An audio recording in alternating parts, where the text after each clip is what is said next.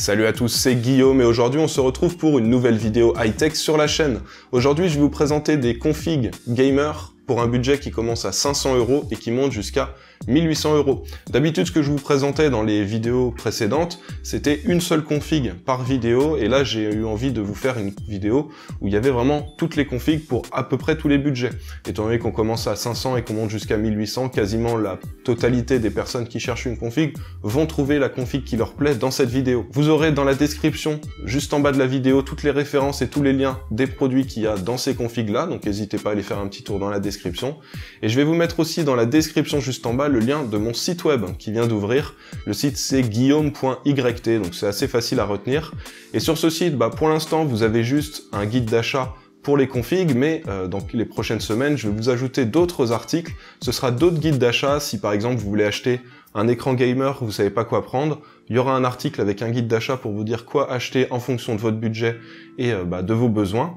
Il y aura aussi des tutos si vous voulez acheter par exemple un PC portable, une souris, un clavier. Je vais vous mettre ça en place sur les prochaines semaines. Et du coup, pour ceux qui regardent cette vidéo plusieurs semaines après sa sortie, il y a moyen que certaines des configs qui sont dans cette vidéo soient obsolètes, étant donné qu'il y a toujours des nouveaux produits qui sortent, des nouveaux processeurs, etc. Du coup, n'hésitez pas à aller faire un petit tour sur le site guillaume.yt, aller voir l'article que je vous ai fait sur les configs gamers, parce que les configs qu'il y aura sur le site seront sûrement mis à jour régulièrement pour que vous ayez à chaque fois les derniers matériels qui sortent avec les meilleurs prix. Du coup, j'espère que cette vidéo va vous plaire. Si c'est le cas, comme d'hab, n'oubliez pas de mettre un petit pouce bleu avant de partir. Pensez à vous abonner si c'est pas déjà fait. Et du coup, c'est parti. Alors, on va commencer avec les processeurs que j'ai pensé pour toutes ces configs. On va commencer par la config la moins chère à 500 € et on ira jusqu'à la plus chère à 1700 €. Alors, ce qu'il faut savoir, c'est que pour toutes les configs que j'ai prévues pour cette vidéo, c'est uniquement des processeurs AMD Ryzen. Donc c'est des processeurs que je trouve très intéressants au niveau du rapport performance-prix, c'est pour ça que je les ai choisis. Mais je sais que parmi vous, il y en a qui sont intéressés par des processeurs Intel. Donc là, en ce moment, sur le petit i en haut à droite qui s'affiche, vous avez un petit sondage. Vous allez tous voter et vous allez me dire si vous voulez que je vous fasse une autre vidéo avec uniquement des processeurs Intel ou si vous voulez pas. Donc votez tout de suite et on commence tout de suite avec le processeur pour la première config, la config à 500 €. Donc j'ai choisi le AMD Ryzen 3 2200G, c'est un processeur qui est pas très cher, on peut le retrouver pour environ 85 €, il a 4 cœurs pour 4 threads, il y a 6 mégaoctets de cache, et il a une fréquence de 3,5 GHz de base avec un boost à 3,7. Ça va être très intéressant pour les petits budgets parce que c'est un processeur qui va quand même faire plutôt bien tourner les jeux et qui va pas coûter très cher, donc ça va pas prendre une grosse partie du budget. Donc c'est ce processeur pour la config à 500 €, mais pour la config à 600 €, vous allez peut-être pouvoir le mettre. En fait, pour la config à 600 €, je vais vous laisser le choix entre 2 processeurs et 2 cartes graphiques, suivant si vous voulez que votre config soit plus axée autour du gaming uniquement, ou si vous voulez qu'elle soit un petit peu plus polyvalente et qu'elle permette de faire aussi un peu de stream, un peu de montage vidéo. Donc si vous voulez que votre config soit axée uniquement vers le gaming, prenez le Ryzen 3 2200G, comme pour la config à 500 €, ce qui vous permettra d'avoir un petit peu plus de budget pour la carte graphique. Si vous voulez avoir quelque chose d'un peu plus équilibré pour pouvoir streamer éventuellement, là dans ce cas-là, vous allez prendre le même processeur que pour la config à 800 €. C'est le Ryzen 5 2600. C'est un processeur qu'on retrouve pour environ 130-135 €. Il a 6 cœurs pour 12 threads, 19 mégaoctets de cache, et il a une fréquence de 3,4 GHz de base avec un boost à 3,9. Donc ça va être un très bon processeur pour du gaming, mais il va aussi très bien se débrouiller si vous voulez faire du streaming et si vous voulez faire du montage vidéo. Vos rendus vidéo seront beaucoup plus rapides qu'avec le processeur qu'on retrouve dans la config à 500 €. Donc comme pour le Ryzen 3 2200G, il a un système de refroidissement intégré qui va bien fonctionner. Si vous overclockez pas le processeur, si jamais vous avez envie d'overclocker le processeur, je vous conseillerais quand même de prendre un ventirad ou un water cooling, histoire de pas faire trop chauffer votre processeur. Mais si vous comptez le faire fonctionner normalement sans l'overclocker, vous pouvez garder le système de refroidissement qui est fourni avec le processeur et qui fonctionne très bien et qui est pas très bruyant. Pour la config à 800 €, ce sera donc un Ryzen 5 2600. Par contre, pour la config à 1000 €, on va monter un petit peu en gamme et là, on va mettre un Ryzen 7 2700. Celui-là sera beaucoup plus puissant. Vous allez pouvoir faire aussi vos montages, vos streamings très facilement sans aucun souci. Il y aura beaucoup de puissance processeur. Avec ce processeur, on a 8 cœurs pour 16 threads, 20 mégaoctets de cache. Et on a une fréquence qui est un petit peu plus élevée, la fréquence de base est à 3,2 GHz, mais le boost est à 4,1, donc ça va très bien fonctionner aussi pour le jeu vidéo. Alors ce processeur, il a un rapport performance-prix aussi très intéressant, on le retrouve en général entre 200 et 230 € suivant les sites. D'ailleurs, vous aurez dans la description le lien vers plusieurs sites à chaque fois pour chaque composant. N'hésitez pas à vérifier sur tous les sites parce que parfois il y a des petites promotions, donc c'est plus intéressant sur un site qu'un autre. Donc voilà, je vous ai mis tous les liens juste en bas dans la description. Ce processeur, c'est aussi celui qu'on va mettre sur la config à 1200 €. Ça va très bien fonctionner, ce sera assez équilibré pour une config à ce prix-là. Par contre, pour les configs à 1600 et 1700 €, là on va passer sur un processeur encore plus puissant.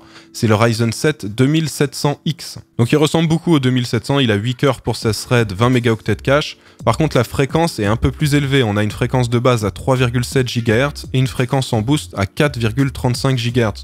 Donc là, on va avoir un petit boost assez intéressant pour le jeu vidéo. Ça va permettre d'avoir des performances un peu plus élevées. Pour les systèmes de refroidissement qu'on va intégrer dans nos configs, ça va être très simple. Pour quasiment toutes les configs, vous n'allez rien changer. Vous n'allez pas prendre de ventirad ou de water cooling, étant donné que ça ne va pas être forcément nécessaire dans la plupart des cas parce que les systèmes de refroidissement qui sont fournis avec les processeurs Ryzen fonctionnent très bien. Ça va permettre de refroidir correctement le processeur sans faire trop de bruit de manière générale. Là où ça va être intéressant, c'est si vous comptez overclocker votre processeur, étant donné qu'en l'overclockant, il va chauffer un peu plus et il faudra du coup un système de refroidissement plus efficace. Ou si vous voulez avoir un peu plus de silence dans votre config, si vous voulez vraiment avoir un PC silencieux. Là, vous pourrez peut-être changer le ventirad pour prendre quelque chose d'un petit peu plus efficace, même si ceux qui sont fournis de base sont déjà très efficaces et qui font pas beaucoup de bruit. Donc c'est pour ça que pour quasiment toutes les configs, j'ai pas prévu de système de refroidissement supplémentaire. La seule config pour laquelle j'ai prévu un système de refroidissement supplémentaire, c'est pour la config à 1800 €. J'ai pris un beau water cooling de chez Cooler Master, c'est le Cooler Master Master Liquid ML240R RGB. C'est un water cooling très efficace qui coûte environ 120 €. Et là pour la config à 1800 €, du coup je vous conseille d'overclocker un peu le processeur étant donné que vous aurez un bon système de refroidissement. Je vais maintenant vous parler des cartes mères que j'ai choisies pour toutes ces configs. Alors pour les 3 premières configs, la config à 500, celle à 600 et celle à 800 €, ce sera la même carte mère, ce sera la Gigabyte B450M DS3H. Donc c'est une carte mère avec un format compact, c'est du micro ATX, donc c'est un petit peu plus petit que les cartes mères au format ATX, mais c'est quand même une carte mère où vous avez 4 emplacements pour des barrettes de RAM, donc vous pourrez upgrade plus tard votre config sans souci. C'est aussi des barrettes de RAM que vous pouvez mettre jusqu'à 3200 MHz, donc vous pourrez mettre de la mémoire rapide.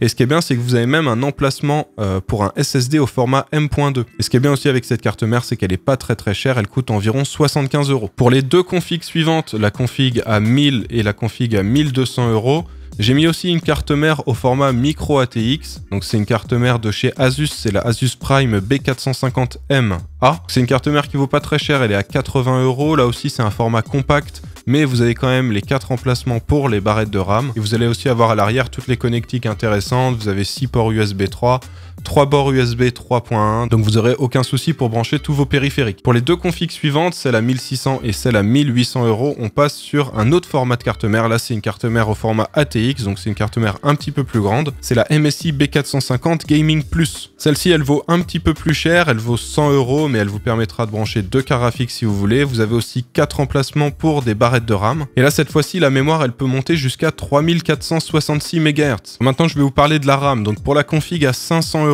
j'ai prévu de mettre une barrette de 8 Go de Corsair Vengeance LPX à 2666 MHz.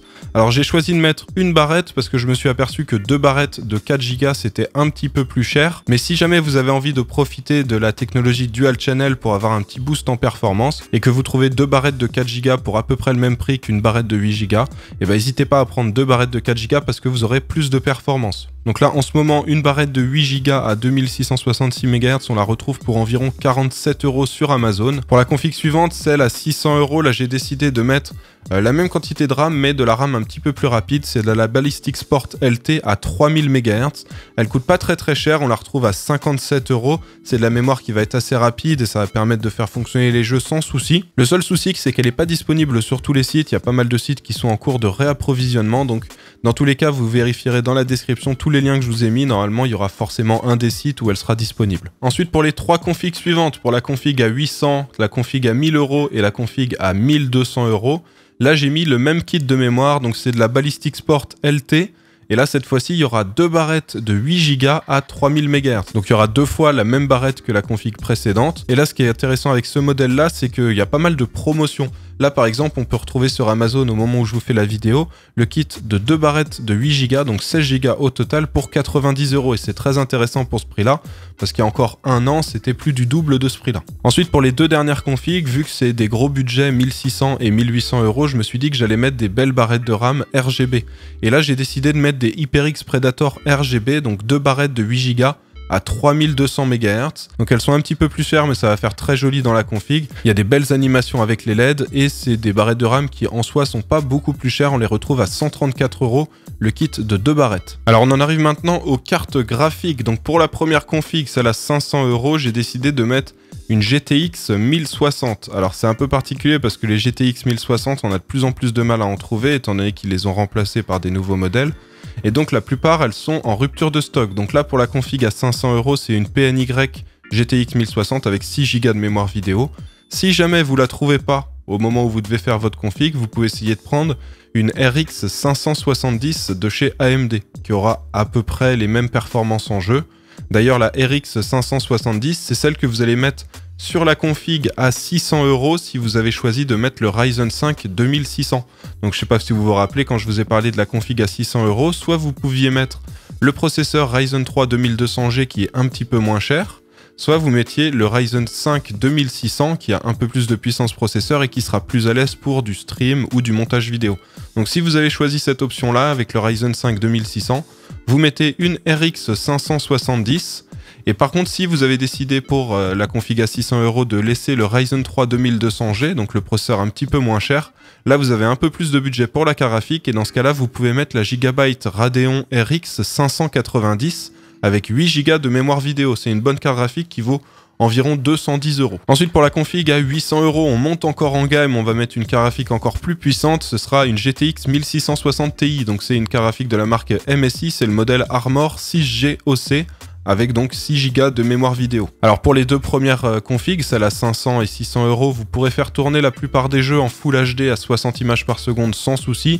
Là avec cette carte graphique, la 1660 Ti, je vous invite à aller voir des benchmarks sur internet si vous voulez avoir exactement le nombre d'FPS que vous aurez pour certains jeux. Mais normalement, vous arriverez à faire tourner les jeux en Full HD à au moins 120 FPS. Ensuite pour la config à 1000 €, on passe sur une MSI RTX 2060 Ventus 6 Go. Donc il y a 6 Go de mémoire vidéo et là ça va permettre de jouer en Quad HD, donc 2560 par 1440 à au moins 100 images par seconde à la plupart des jeux. Vous allez même pouvoir jouer par exemple, si vous jouez à Fortnite en Full HD, vous aurez plus de 200 FPS. Donc c'est une carte graphique qui vaut à peu près 380 € et qui va permettre de faire tourner tous les jeux dans des bonnes conditions. Si vous jouez en Full HD, vous aurez un nombre d'FPS très élevé. Si vous jouez en Quad HD, ce sera peut-être un peu plus faible, mais ce sera quand même très très bien. Vous aurez, je pense, sur la plupart des jeux, plus de 100 images par seconde en Quad HD. Et pour la config à 1200 €, là on monte encore en gamme, on passe sur la Gigabyte RTX 2070 WindForce avec 6 Go de mémoire vidéo. Elle est beaucoup plus chère, hein, elle vaut 540 €, mais c'est une carte graphique très puissante. Si vous avez un écran Quad HD 144 Hz, ça va permettre de faire tourner très bien les jeux avec cette carte graphique. Vous allez pouvoir avoir au moins 144 images par seconde en Quad HD. Et pour les deux configs suivantes, celle à 1600 et celle à 1800 €, là je vous ai mis encore une carte graphique plus puissante, elle est beaucoup plus chère, hein, elle vaut 740 €. C'est la MSI RTX 2080 Ventus 8G OC. Donc c'est une RTX 2080 avec 8 Go de mémoire vidéo. Donc elle est un peu plus chère, mais c'est une carte graphique qui va être très bonne maintenant, mais qui sera aussi très bonne dans un an, voire un an et demi. C'est une carte graphique que vous n'allez pas avoir besoin de changer avant beaucoup de temps. On en arrive maintenant au stockage. Donc pour la config à 500 €,, vu que le budget était assez faible, j'ai décidé de mettre un disque dur classique. Donc c'est un peu moins cher que les SSD. Là j'ai mis un Western Digital Blue de 1 Teraoctet qui vaut environ 49 €. Pour ceux qui veulent absolument un SSD pour avoir un démarrage de Windows très rapide, un lancement des jeux très rapide, des chargements de parties beaucoup plus rapides, vous pouvez prendre le Kingston A400, donc en version 240 Go, vous pouvez le retrouver pour environ 30 € sur Amazon.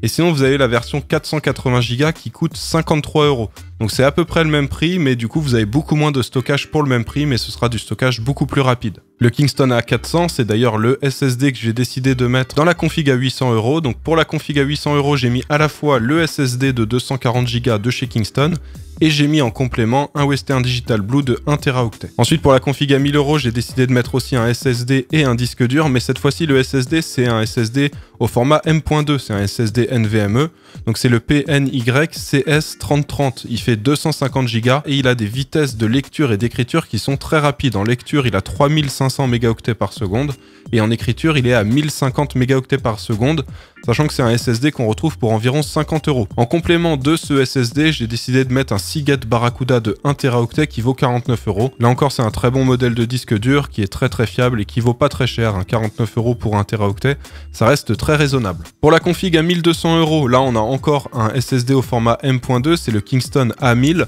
Cette fois-ci, il fait 480 Go et il vaut 80 €. J'ai mis aussi en complément de ça un Seagate Barracuda de 1 Teraoctet. Ensuite, pour la config à 1600 €, j'avais un petit peu moins de budget pour le stockage vu que j'ai mis une grosse carte graphique, une RTX 2080 qui vaut quand même 740 €.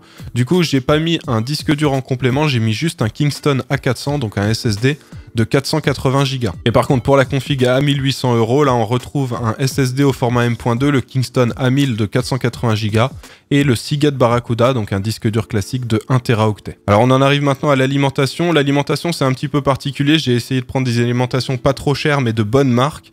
Après, libre à vous de prendre des alimentations un petit peu plus chères si vous voulez avoir un meilleur rendement. Donc ça, c'est la certification 80 plus bronze, 80 plus gold, 80 plus argent, etc.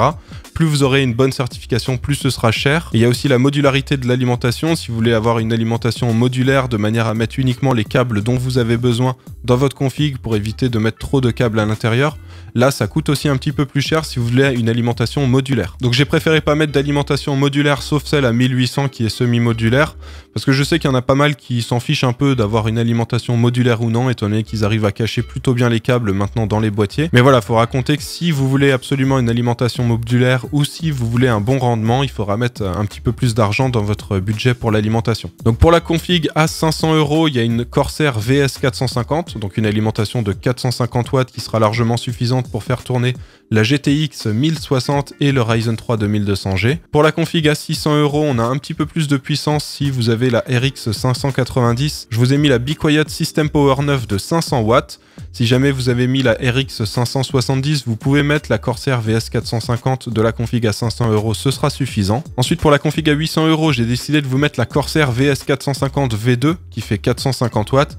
Si jamais vous voulez faire évoluer votre config un peu plus tard, mettre une carte graphique un peu plus puissante, eh ben je vous conseille de prendre peut-être la Corsair VS 550 qui coûte pas beaucoup plus cher, quelques euros de plus, et ça vous permettra d'évoluer votre carte graphique sans avoir besoin de changer l'alimentation plus tard si c'est une carte graphique qui consomme beaucoup. D'ailleurs, la Corsair VS 550, c'est l'alimentation que j'ai mis à la fois dans la config à 1000 € et dans la config à 1200 €. Donc elle va être suffisante pour faire tourner la RTX 2060, mais aussi la RTX 2070 qu'on retrouve dans la config à 1200 €. Par contre, pour les deux dernières configs, celle à 1600 et celle à 1800 €, il fallait beaucoup plus de puissance pour faire tourner les configs, étant donné qu'il y a des RTX 2080 dedans et que ça consomme beaucoup.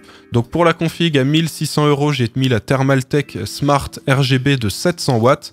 C'est une belle alimentation avec un ventilateur RGB intégré. Et pour la config à 1800 €, là j'ai mis la Thermaltake Smart SE de 730 watts.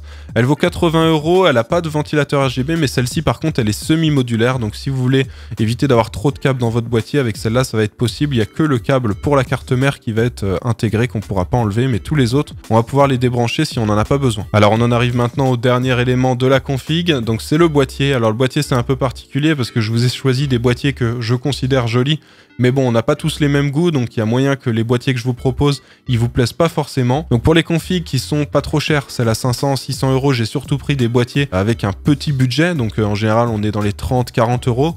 Pour les autres, j'ai essayé de prendre des boîtiers un petit peu plus jolis, mais comme je vous le disais, ça risque de pas forcément vous plaire, parce qu'on n'a pas tous les mêmes goûts pour les boîtiers. Pour la config à 500 €, j'ai mis le Aerocool QS 240, qui vaut environ 33 €. Pour la config à 600 €, c'est le Deepcool Frame, celui-là on le retrouve pour 35 €. Ça aussi c'est un boîtier avec un petit budget, mais qui est quand même assez intéressant. Pour la config à 800 €, là j'ai mis un petit peu plus de budget, j'ai mis le Cooler Master Masterbox K500, avec des ventilateurs RGB. Il est assez joli, il y a un petit cache pour l'alimentation pour éviter qu'on voit tous les câbles. Donc voilà, c'est un boîtier assez intéressant. Ensuite, pour la config à 1000 €, j'ai mis un boîtier que je trouve très beau, c'est le Colink Observatory RGB. D'ailleurs, je vois souvent dans les commentaires, vous m'en parlez, vous me demandez de le tester. Il est très joli, il a 4 ventilateurs RGB qui sont intégrés, 3 à l'avant, un à l'arrière, et c'est un boîtier qu'on voit très régulièrement dans mes vidéos setup, les vidéos que je sors tous les vendredis où je présente les setups des abonnés. Il y a plusieurs fois où j'ai vu ce boîtier-là et ça rend toujours super bien. C'est ce boîtier-là aussi que j'ai mis dans la config à 1200 €. Par contre, pour la config à 1600 et la config à 1800 €, j'ai mis un autre boîtier qui est exactement au même prix. C'est le Cooler Master Masterbox MB520 RGB. Là aussi, c'est un excellent boîtier avec 3 ventilateurs RGB à l'avant, une belle vitre en verre trempé, toutes les connectiques comme il faut. Donc si vous avez un budget de 70 € et que vous préférez ce modèle-là, vous pouvez bien sûr le mettre sur les deux configs précédentes étant donné que c'est exactement le même prix. Et voilà, du coup, c'est tout pour les configs que j'avais à vous présenter aujourd'hui. Alors si jamais vous avez des suggestions pour améliorer ces configs, n'hésitez pas à me dire tout ça dans les commentaires juste en bas, comme ça me permettra de les mettre à jour régulièrement sur le site avec vos suggestions. Comme d'habitude, si ça vous a plu, n'oubliez pas de mettre un petit pouce bleu avant de partir, pensez à vous abonner si c'est pas déjà fait, et on va se retrouver vendredi prochain à 17 h pour un nouvel épisode de l'émission Qui a le meilleur setup. C'est l'émission dans laquelle je vous présente les setups de mes abonnés. Allez, à vendredi.